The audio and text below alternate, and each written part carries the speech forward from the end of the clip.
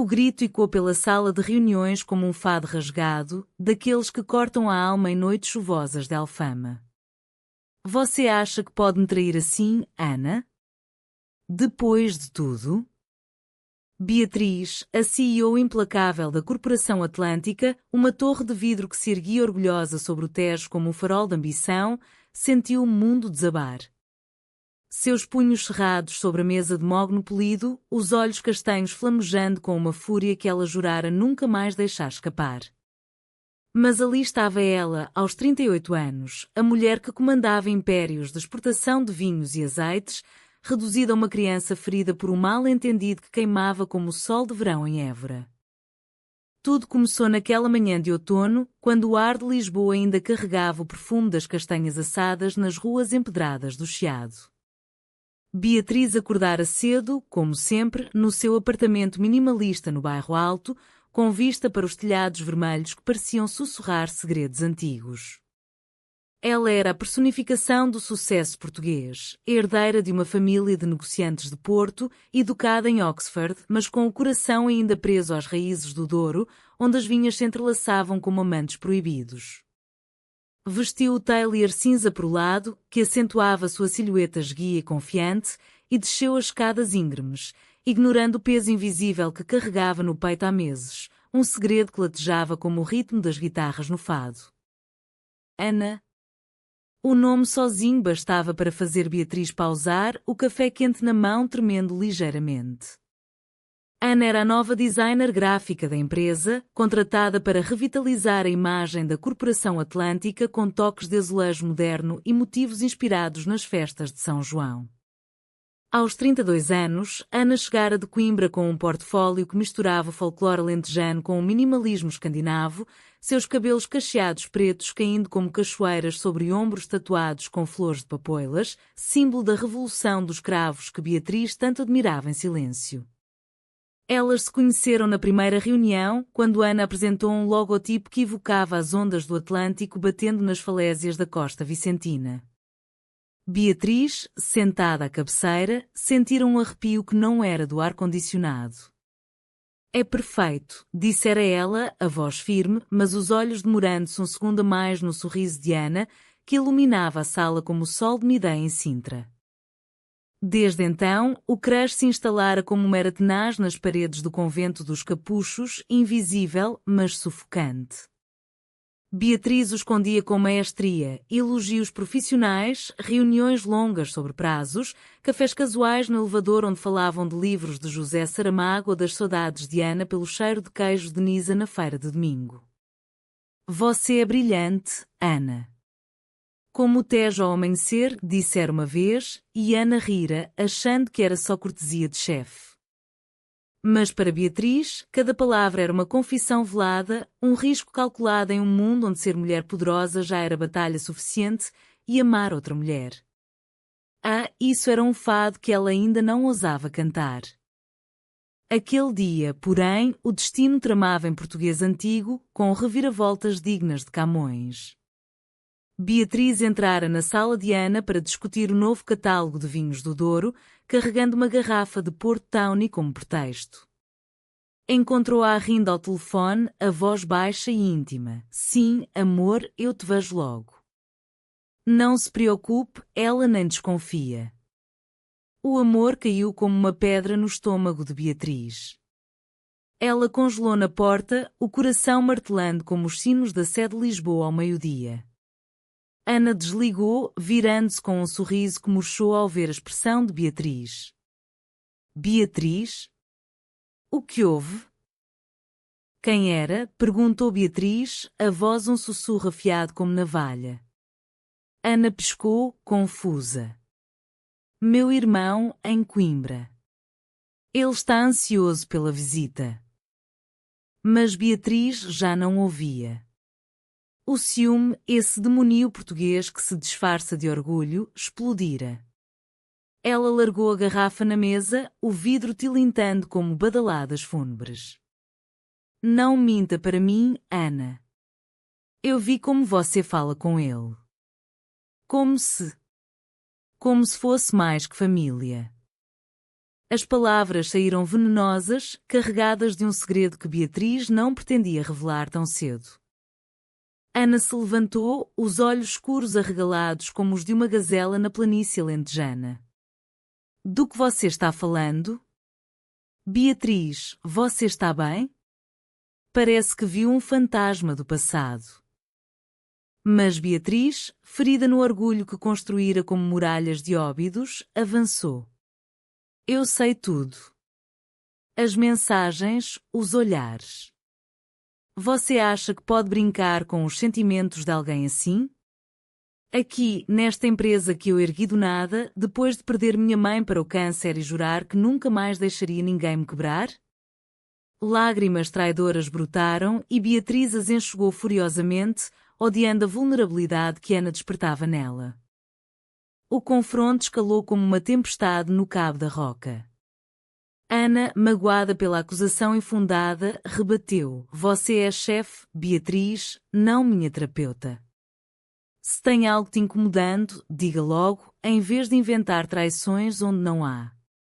A porta da sala se fechou com um estrondo e o rumor se espalhou pelos corredores como fofocas nas tascas de alfama. Beatriz saiu dali tremendo, o peito apertado como se o fado de Amália Rodrigues a estrangulara. Estrangeira, não chores mais. Horas depois, sozinha no terraço da torre, com o Tejo serpenteando abaixo como uma fita de safira, Beatriz permitiu-se desabar. O sol poente tingia as águas de laranja e ela pensou em como Lisboa, cidade de 7 colinas e 1000 saudades, sempre guardava os segredos dos amantes. Seu telefone vibrou, uma mensagem de Ana. Precisamos falar. Por favor. Mas Beatriz o silenciou, o orgulho erguendo-se como o castelo de São Jorge. Mal sabia ela que o mal-entendido era apenas o prólogo de uma ópera emocional, onde o amor, como o vinho do Alentejo, precisava de tempo para amadurecer. Enquanto isso, Ana, no seu pequeno estúdio em Moraria, bairro de imigrantes e ecos mouros, desenhava furiosamente. Suas mãos, ágeis como as de uma tecelã de arraiolos, traçavam linhas que se entrelaçavam em padrões de azulejo quebrado, símbolo do seu coração partido pela frieza de Beatriz. Ela crescera em uma família conservadora de Coimbra, onde o amor entre mulheres era sussurrado como maldição, mas Ana sempre fora rebelde, tatuando papoulas vermelhas como cravos de abril em sua pele. Vira em Beatriz não só uma chefe, mas uma musa, forte, enigmática, com um riso raro que ecoava como o mar em Nazaré. Porque ela me acusa de traição, murmurava Ana para si mesma, enquanto o cheiro de pastéis de nata da padaria vizinha invadia o ar. Será que é ciúme? Ou algo mais profundo, como as raízes das oliveiras no sul? A noite caiu sobre Lisboa como um manto de veludo negro, pontilhado pelas luzes dos bondes amarelos subindo a colina.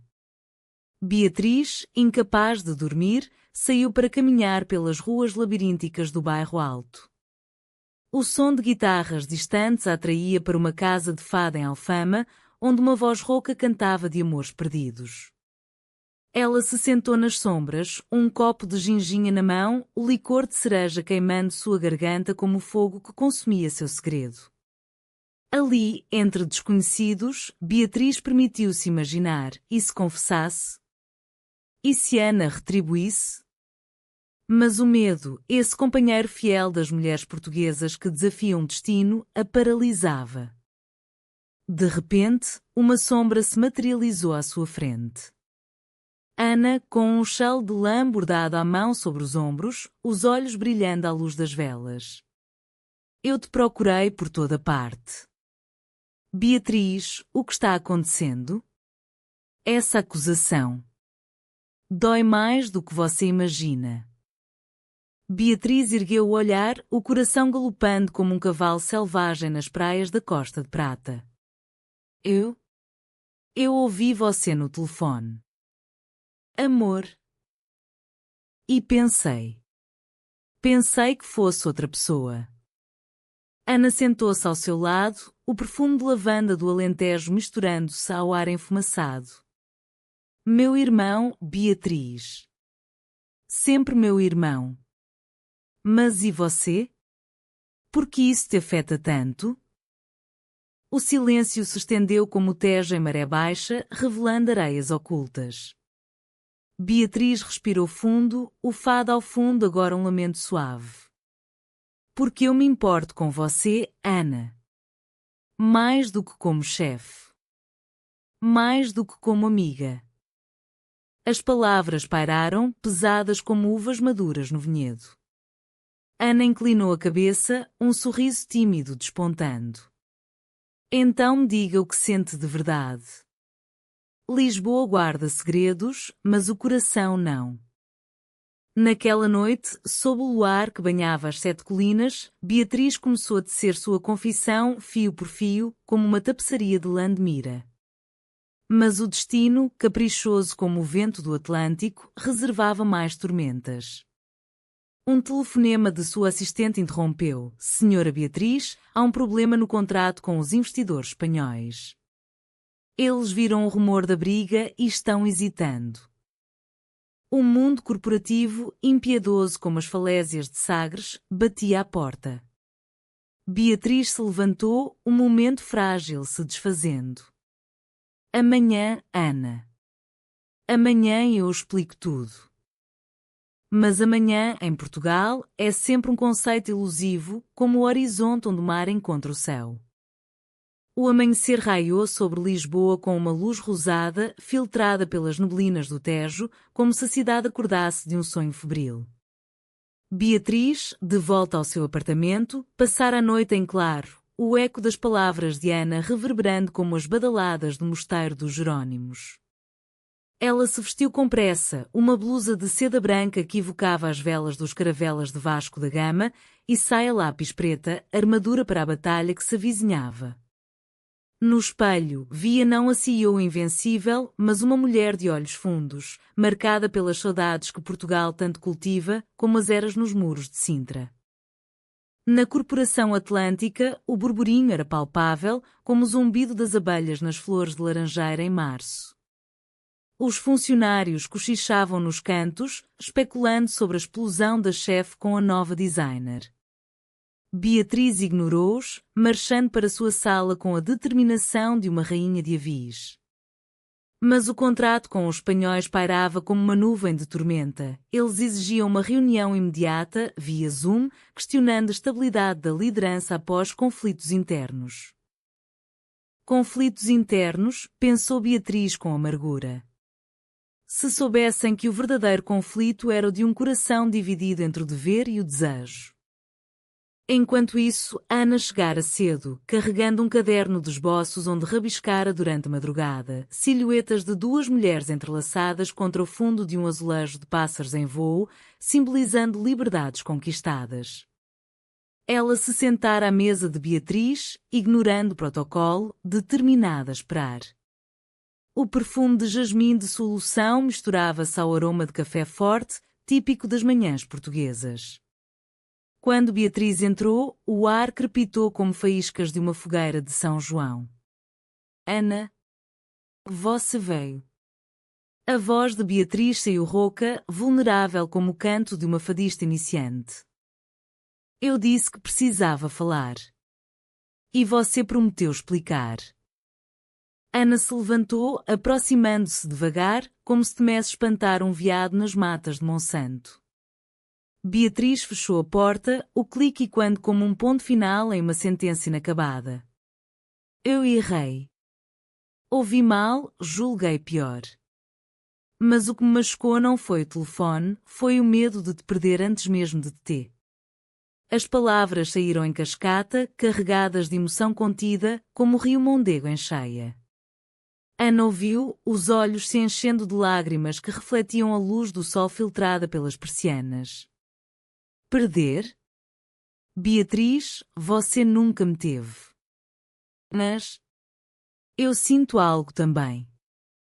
Desde o primeiro dia, quando você elogiou meu trabalho e eu vi nos seus olhos uma solidão que espelhava a minha. Elas se sentaram no sofá de couro, as mãos quase se tocando, o espaço entre elas carregado de possibilidades como o ar antes de uma trovoada no Gerês.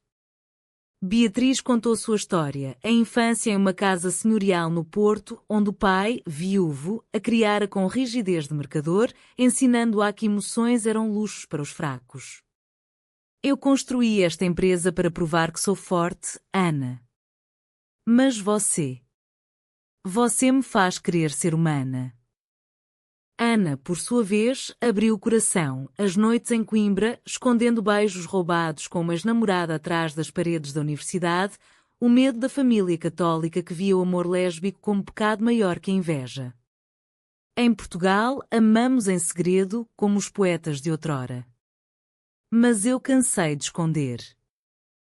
O momento se aproximava de uma confissão plena quando o telefone de Beatriz tocou, os investidores. Ela atendeu, a voz voltando ao tom de ferro. Senhores, o rumor é infundado.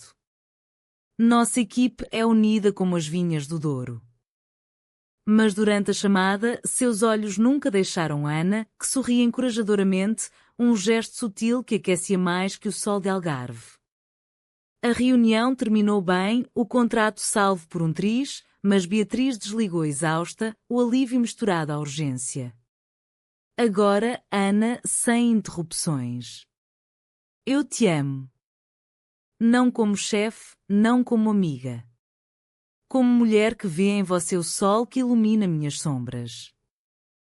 Ana se inclinou, seus lábios roçando a mão de Beatriz em um toque leve como pluma de flamingo no Ria Formosa. E eu te amo, Beatriz. Vamos devagar, como o vinho envelhecendo em barris de carvalho. Elas riram, um som cristalino que dissipou as nuvens, e por um instante, a sala se transformou em um jardim secreto de Belém, com pastéis de nata imaginários e promessas sussurradas. Mas o drama, em terras lusitanas, raramente permite pausas longas. À tarde, durante uma pausa para almoço no Time Out Market, onde o cheiro de bifanas e mariscos se misturava ao burburinho de turistas, Beatriz recebeu uma mensagem anônima, uma foto borrada de Ana em um café com uma mulher desconhecida, abraçadas. Vê? Ela mente. O ciúme ressurgiu como uma onda em Nazaré, mas desta vez Beatriz hesitou. Não, murmurou para si mesma, recordando a promessa de confiança. Confrontou Ana no retorno, mostrando a foto. Explique isso, por favor. Não quero julgar de novo. Ana suspirou, os ombros caindo como ramos de oliveira sob o vento. Minha prima, de visita de Évora. Ela é como uma irmã, Beatriz. Alguém mandou isso para nos separar, talvez um rival na empresa, invejoso do seu sucesso. A suspeita caiu sobre Carlos, o vice-diretor ambicioso, um homem de Setúbal com olhos de raposa e histórico de sabotagens sutis. Beatriz investigou discretamente, descobrindo que ele espalhara o rumor inicial para minar sua autoridade, apostando no caos para subir na hierarquia. O confronto com Carlos veio ao entardecer, na sala de reuniões vazia, com o Tejo refletindo o céu avermelhado pela janela. Você pensou que eu era fraca o suficiente para cair na sua armadilha, disse Beatriz, a voz um trovão contido. Carlos, pálido como giz, gaguejou. Era só negócios, senhora. Você é diferente. As pessoas falam. Diferente como? Pressionou ela. Mulher. E agora, com ela. Beatriz o interrompeu com um gesto, os olhos faiscando. Fora da empresa. Amanhã você recebe a carta de demissão. Ele saiu cabisbaixo, o orgulho português ferido, mas Beatriz sentiu um vazio. A traição não era só dele, mas um lembrete de quão frágil era seu mundo. Naquela noite, Beatriz convidou Ana para um jantar em um restaurante escondido nas ruas de Madragoa, onde as mesas de azulejo azul e branco serviam bacalhau à brás com histórias de pescadores. Sob as luzes suaves de candeeiros de latão, elas brindaram com vinho verde, o espumante dançando nas taças como bolhas de esperança. Obrigada por me fazer acreditar de novo, disse Beatriz, entrelaçando os dedos com os de Ana sobre a toalha de linho. Ana sorriu, os olhos brilhando como estrelas sobre a Serra da Arrábida. Nós somos como Lisboa, colinas íngremes, mas vistas eternas. Porém, o mal-entendido mais profundo ainda pairava, como névoa matinal no Vale do Douro. Beatriz confessou sua maior fraqueza, o medo de exposição pública em uma sociedade onde, apesar dos avanços do casamento igualitário em 2010, olhares julgadores persistiam nas províncias. Ana abraçou, o calor de seu corpo um bálsamo. Vamos enfrentar juntos, como os heróis de Eça de Queiroz, com ironia e coragem. A semana que se seguiu foi um vórtice de emoções, como o furacão que ocasionalmente varre as ilhas dos Açores, deixando ilhas de calmaria entre as rajadas. Beatriz e Ana navegaram esse mar com cautela, roubando momentos em pausas de trabalho. Um passeio rápido pelo Jardim da Estrela, onde os pavões exibiam caudas iridescentes como os trajes dos mordomos nas festas de Ourique.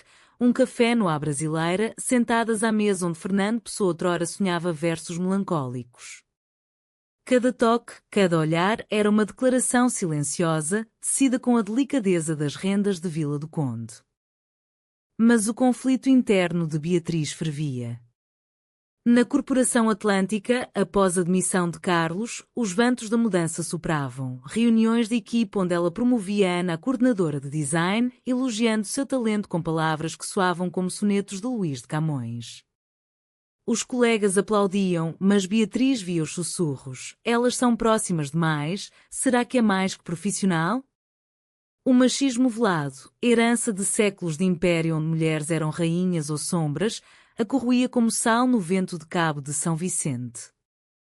Uma tarde, durante uma viagem de negócios a Porto, Beatriz levou Ana consigo, pretextando a necessidade de inspiração para uma campanha de vinhos.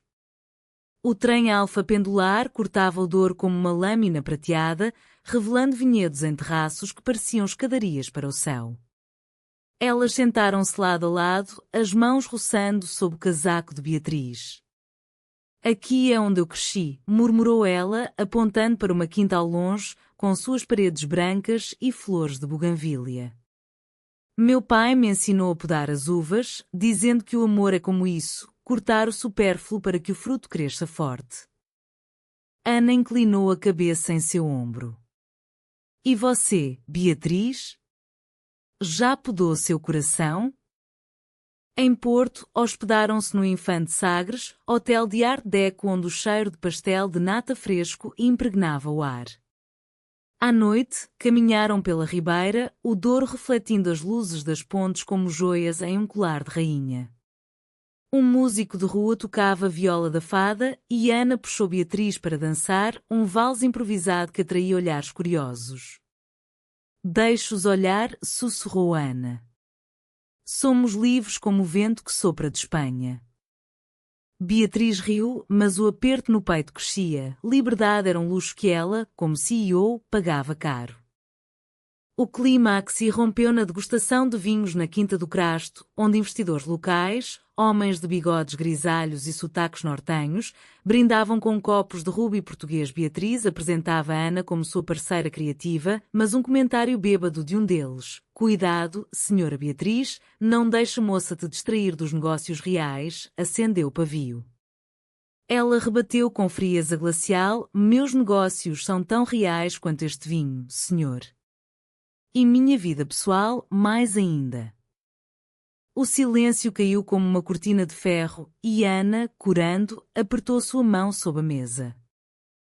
De volta a Lisboa, o estresse acumulou-se como nuvens sobre a Serra de Monsanto. Beatriz começou a se distanciar, cancelando jantares com desculpas de relatórios urgentes, o medo da exposição transformando-se em muralha. Ana percebeu, confrontando-a em seu apartamento uma noite chuvosa, quando o aguaceiro batia nas janelas como lágrimas de saudade. "Você está-me afastando, Beatriz." "Por quê?" "Depois de tudo que compartilhamos, as confissões no fado, os beijos roubados no elevador?" Beatriz, de pé junto à varanda, o Tejo turvo abaixo, quebrou-se. "Porque eu vi o que acontece quando uma mulher como eu ama abertamente." Minha tia, em Évora, foi ostracizada nos anos 80 por amar outra mulher. Perdeu a família, o respeito. Eu não quero isso para nós. Lágrimas escorriam, misturando-se à chuva. Ana se aproximou, envolvendo-a em um abraço que cheirava a terra molhada do Alentejo. Mas nós não somos os anos 80, Beatriz. Portugal mudou, o orgulho em Lisboa é arco-íris nas ruas e o amor vence como em 25 de Abril. Confia em mim. Confia em nós.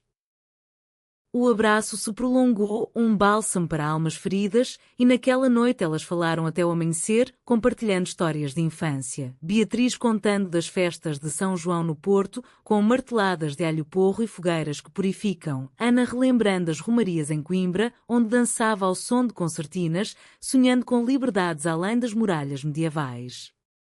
Pela primeira vez, Beatriz sentiu o peso do segredo aliviar, como um fardo deixado à beira do caminho em uma peregrinação a Fátima. No dia seguinte, um novo conflito surgiu. A imprensa local, farejando escândalo após a demissão de Carlos, publicou uma nota velada sobre romance no topo da Corporação Atlântica. Beatriz, em pânico, considerou negar tudo publicamente, mas Ana a deteve. Não negue. Abrace. Vamos lançar uma campanha interna sobre diversidade, inspirada na tapeçaria portuguesa de tolerância, dos mouros aos judeus, sempre convivemos. Juntas, elas redigiram um comunicado. Na Corporação Atlântica, celebramos todos os amores, como celebramos as cores dos nossos azulejos. A resposta foi mista, alguns aplausos nas redes, com hashtags Amor Portugues, outros murmúrios conservadores nas províncias. Mas para Beatriz, era libertação. Elas passearam pelo Lisboa Factory, antigo complexo industrial transformado em hub criativo, onde grafites de bordados tradicionais se misturavam a instalações modernas. Ali, sob um mural de cravos vermelhos, Ana beijou Beatriz abertamente, um selo de compromisso que selava o mal-entendido inicial. Contudo, a traição maior ainda espreitava. Descobriu-se que Carlos, demitido, vazara documentos confidenciais para um concorrente de Madrid, ameaçando o contrato vital com a União Europeia para exportações sustentáveis. Beatriz, furiosa, moveu ações legais, mas o dano estava feito. Ações da empresa caíram e a pressão da diretoria isolou. Você trouxe isso para nós, disse um diretor idoso, com sotaque madeirense. Amores assim distraem. Ana, ao seu lado, rebateu, amores assim fortalecem. Como o vinho que envelhece melhor em companhia. Na solidão de sua sala, Beatriz duvidou pela primeira vez de tudo. E se eu te arrastar para o abismo, Ana? Mas Ana, fiel como as oliveiras ancestrais, respondeu com um bilhete. O abismo tem vista para o mar. Vamos juntas. O outono avançava em Lisboa com folhas douradas caindo como confetes de uma festa finda, e com ele veio o ápice do drama, um turbilhão que testou os laços de Beatriz e Ana como o vento siroco testa as falésias do Algarve. A crise na Corporação Atlântica escalou, os documentos vazados revelavam irregularidades antigas, heranças de gestões passadas que Beatriz herdara como espinhos em uma coroa de louros. A imprensa, voraz como gaivotas no cais das colunas, berrava manchetes. Escândalo no Império Atlântico, amor ou corrupção? Beatriz, outrora inabalável, sentia as fundações tremerem. Reuniões intermináveis com advogados no Rocio, onde o rei Dom Pedro IV olhava de bronze com desaprovação muda, noites insones revisando balanços à luz de uma lâmpada que piscava como estrelas nervosas. Ana tentava ancorar, trazendo refeições caseiras de bacalhau com natas, cozinhadas em seu apartamento em Intendente, bairro de imigrantes onde o cheiro de cominhos marroquinos se misturava ao fado amador. Coma, amor. Você não pode lutar de estômago vazio, dizia, alisando os cabelos grisalhos precoces de Beatriz. Mas o stress corroía o relacionamento como ferrugem em ferro forjado de Alcácer do Sal. Beatriz se isolava, respondendo mensagens de Ana com monossílabos, o medo de perdê-la no caos transformando-se em autossabotagem. Uma noite, após uma audiência tensa no Tribunal de Lisboa, onde juízes de togas negras a interrogavam como a Inquisição outrora fizera, Beatriz explodiu em casa. Você não entende, Ana. Isso pode-me destruir a empresa, minha reputação, tudo que construí para honrar minha mãe. Ana, magoada, rebateu. E eu? Sou só um acessório na sua narrativa de sucesso? Eu te amo, não a CEO. As palavras feriram como navalhas de navalha em uma tourada de barrancos.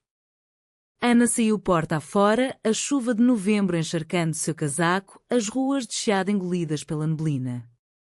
Beatriz desabou no sofá, o choro vindo em soluços que ecoavam os lamentos de Maria Severa, a fadista lendária cuja voz ainda assombrava a Alfama. Pela primeira vez, ela questionou o amor. Era ele a fraqueza que os portugueses tanto romantizam em versos, ou a força que move montanhas como a de Ourique? Dias passaram em silêncio radioativo.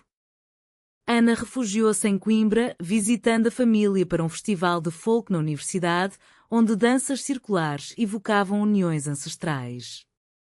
Mas o coração atraía, cada canção de amor perdida fazia pensar em Beatriz, nos toques furtivos no trem para Porto, nos olhares trocados sobre o Douro. Ela escreveu cartas não enviadas, cheias de metáforas de rios e vinhas, como as de Sofia de Mel Brainer.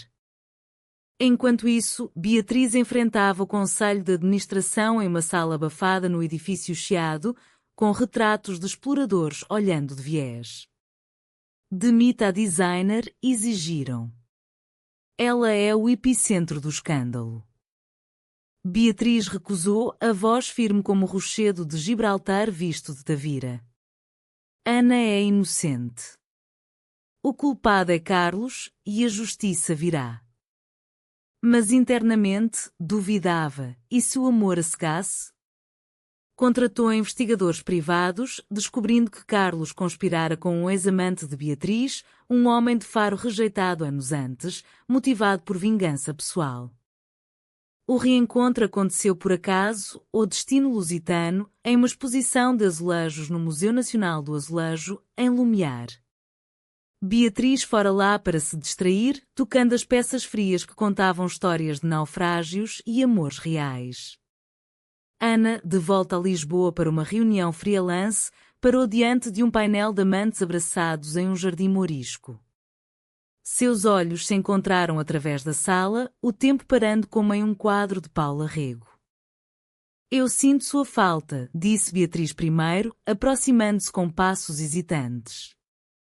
Ana, os olhos vermelhos de noites mal dormidas, sussurrou, eu também.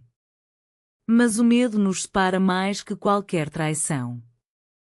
Elas saíram para o jardim de museu, onde fontes murmuravam segredos e laranjeiras exalavam citros. Sentadas em um banco de pedra, Beatriz confessou tudo, a investigação, o ex-amante, o pavor de perder o controle. Eu te afastei para te proteger, mas só te machuquei mais. Ana pegou a sua mão, traçando linhas como em um esboço. Proteger não é isolar. Em Portugal, o amor é comunitário, como as romarias onde todos dançam juntos. Vamos enfrentar isso de mãos dadas. Elas choraram, riram e selaram a reconciliação com um beijo sob as folhas, doce como um medronho do interior. Mas o drama não terminava aí.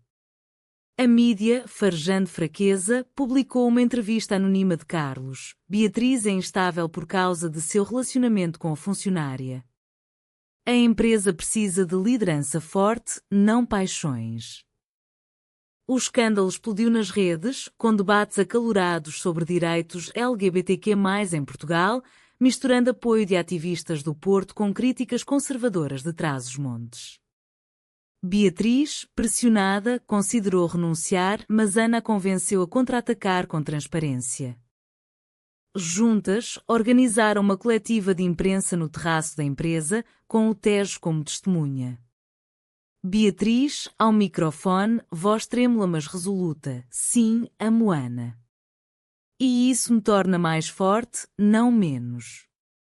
A Corporação Atlântica é sobre conexões humanas, comerciais, culturais. Como Portugal, que se ergueu de terremotos e ditaduras através do amor pelo povo. Ana, ao seu lado, acrescentou: nosso amor é como os azulejos, fragmentos que formam beleza. A resposta foi avassaladora, aplausos de aliados, petições de apoio online, até uma carta de uma fadista famosa elogiando sua coragem. Mas Carlos contra-atacou com uma ação judicial infundada, alegando assédio. O tribunal, em sessão noturna, testou-as, testemunhas, documentos, olhares acusadores.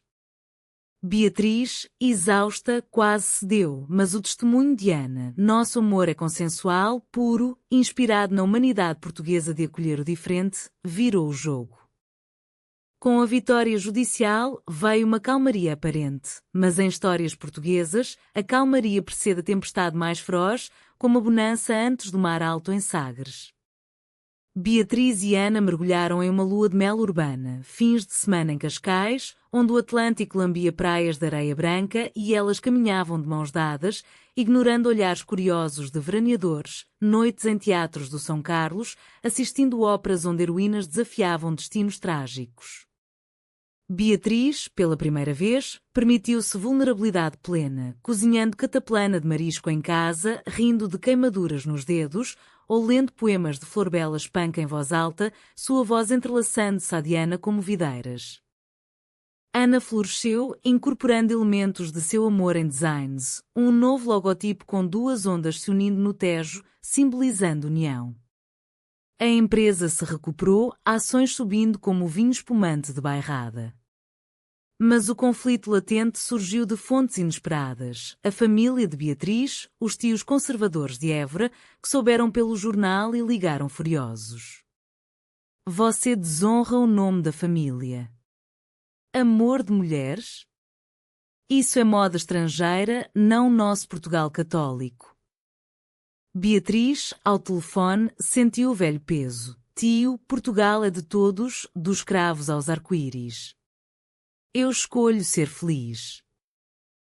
Ana, por sua vez, enfrentou ecos semelhantes em Coimbra, onde a mãe, devota de Fátima, enviou cartas lacrimosas. Volta ao caminho reto, filha.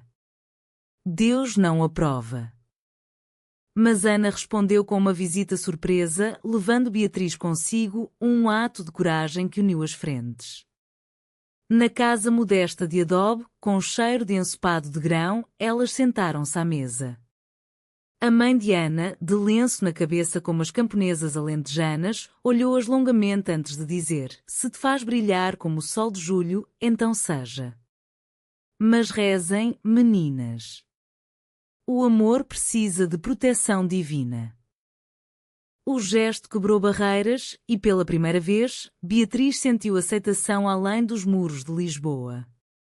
Elas viajaram para o Alentejo, terra de Ana, percorrendo planícies infinitas onde sobreiros centenários guardavam segreios de celtas e romanos. Em Évora, visitaram o templo de Diana ao luar, jurando lealdade eterna sob estrelas que pareciam olhos de deuses antigos. Você me salvou, Ana, sussurrou Beatriz, traçando o contorno de sua tatuagem de papoula. Não, rebateu Ana, nós nos salvamos, como Portugal se salvou em 1974. Contudo, a traição final veio disfarçada de oportunidade. Um investidor internacional, um magnata britânico de Londres, ofereceu comprar a Corporação Atlântica por uma fortuna, prometendo a expansão global. Mas com uma condição, disse ele em um jantar no Hotel Ritz, com vista para o Parque Eduardo VII. Mantenha sua vida pessoal discreta. Escândalos não vendem vinhos em mercados conservadores. Beatriz hesitou, o dilema rasgando a segurança financeira versus autenticidade. Contou a Ana naquela noite, no apartamento, enquanto o vento o levava como lobos na Serra da Estrela. Eu poderia aceitar, Ana. Garantir nosso futuro, viagens, uma casa no Douro, filhos adotivos talvez. Ana empalideceu, os olhos como poços de tristeza. Mas a que custo? Negar quem somos para enriquecer? Isso é traição a nós mesmas, Beatriz. Lembra do fado Grief is the Price of Love. A discussão escalou, vozes e quando pelas paredes de azulejo, Beatriz acusando Ana de idealismo romântico, Ana retrucando que Beatriz trocava o coração por ouro inglês. Você me ama ou ama o império? Gritou Ana, saindo novamente para a chuva, o coração partido como um alfora romano. Beatriz passou a noite em vigília, caminhando pelas ruas desertas do cais do Sodré, onde bares de fado vazios sussurravam lamentos. Pela manhã, recusou a oferta, redigindo um e-mail. Obrigada, mas nossa essência portuguesa, autêntica, apaixonada, sem máscaras. A notícia vazou e Carlos, ainda em litígio, usou-a para um último golpe, uma postagem anônima em fóruns corporativos, alegando que Beatriz priorizava paixões pessoais sobre acionistas, incitando uma revolta interna. Funcionários vacilaram, alguns renunciando, e a empresa balançou como um barco no mar de Cascais em vendaval. Beatriz convocou uma assembleia no auditório, com Ana ao lado apesar da briga. Eu poderia ter vendido tudo por facilidade, disse ela, voz e quando como sino de igreja. Mas escolhi vocês e ela. Porque o amor não é fraqueza, é o que nos faz resilientes, como Portugal após o terremoto de 1755. Ana, tocada, apertou sua mão, o perdão fluindo silencioso como o Tejo em maré baixa. A crise culminou em uma manifestação espontânea. Funcionários, inspirados, marcharam com cartazes de azulejos pintados à mão, proclamando Atlântico de todos amores. A mídia virou a narrativa, transformando Beatriz em ícone de empoderamento lésbico moderno. Carlos, exposto, retirou a ação, fugindo para a Espanha com o rabo entre as pernas. Reconciliadas, Beatriz e Ana celebraram em uma romaria particular no Santuário de Fátima, acendendo velas por amores duradouros. Perdão por duvidar, murmurou Beatriz. Ana sorriu. O amor perdoa como a terra perdoa a seca. O inverno instalou-se em Lisboa com um manto de geada rara, transformando as ruas em conto de fadas nortenho, mas o coração de Beatriz e Ana aquecia como lareira em uma aldeia transmontana. Com a empresa estabilizada, elas traçaram planos. Uma linha de vinhos Amor Atlântico, rótulos com ilustrações de Ana evocando uniões eternas, vendidos em feiras de Natal de Óbidos, onde luzes piscam como estrelas de Belém. Beatriz, liberada do jugo do segredo, falava abertamente em entrevistas, sua voz um hino à humanidade portuguesa. Amamos como cantamos fado, com dor e glória. O ápice emocional veio na véspera de Natal, em uma ceia familiar expandida. Beatriz convidou os tios de Évora e Ana sua mãe de Coimbra, reunindo gerações em uma mesa longa no apartamento, decorada com ramos de azevinho e presépios de cortiça de leiria. O ar cheirava a peru assado e rabanadas doces, e as conversas fluíam como vinho de colares, hesitantes no início, mas logo risonhas. O tio de Beatriz, outrora rígido, ergueu a taça, pela família, em todas as formas. Que Deus abençoe este amor novo. Lágrimas brotaram e Ana, emocionada, desenhou no guardanapo um azulejo de corações entrelaçados. Mas o verdadeiro clímax foi privado, após a ceia, sob o céu estrelado do mirador da Senhora do Monte, com Lisboa aos pés como um tapete de luzes, Beatriz ajoelhou-se, não em proposta formal, mas em voo simbólico. Ana, você explodiu meu mundo escondido, resolveu mal-entendidos que eu nem sabia carregar. Prometo te amar com a ferocidade do Atlântico e a doçura do Douro. Ana, rindo entre lágrimas, respondeu, e eu te amo com a rebeldia dos cravos e a paciência das oliveiras. Juntas, somos Portugal, resiliente, romântica, humana. O ano novo amanheceu com fogos sobre o Tejo, e quando promessas. A corporação prosperou, expandindo para mercados inclusivos na Europa, com Ana liderando uma fundação para artistas LGBTQ mais inspiradas na tapeçaria cultural portuguesa. Beatriz, em Reflexões Noturnas, via sua jornada como um fado moderno, drama de ciúmes e traições, mas redimido por emoção pura. Anos depois, em uma quinta no Douro que compraram juntas, com vinhas que elas podavam lado a lado, Beatriz contava a história para netas adotivas. O amor não é sem espinhos, mas vale cada gota de vinho derramado. Ana, ao seu lado, sorria, os cabelos agora grisalhos como as uvas de vendimia. Elas envelheceram como Portugal, marcadas por terremotos emocionais, mas erguidas em beleza eterna. E assim, em uma nação de saudades e conquistas, seu amor se tornou lenda sussurrada nas tascas de Alfama, um lembrete de que, no fim, o coração vence, humano e luminoso como o sol sobre as 7 colinas.